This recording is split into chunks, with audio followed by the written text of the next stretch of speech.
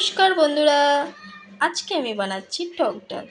এখন আমাদের চালতাটাকে সুন্দর করে কেটে নুন দিয়ে মেখে রেখেছি।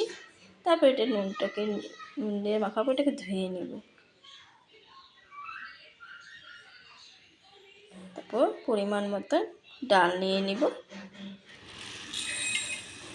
ডাল নিয়ে ডালটাকে ধুয়ে নেব। ধুয়ে প্রেসার কুকারে সিদ্ধ বসিয়ে দেব।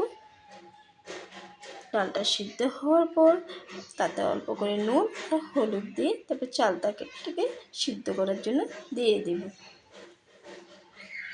চালটাটা সিদ্ধ হওয়ার পর আধা পরিমাণ মতো নুন দিয়ে অল্প চিনি দিয়ে ডালটাকে মিক্স করে নেব। তারপরে তেল গরম হয়েছে, তেলের মধ্যে শুকনো মরিচ আর সর্ষে দিয়েছি। তারপরে ডালটা সময় দিয়েছি। এই দেখুন আমাদের ডাল রেডি।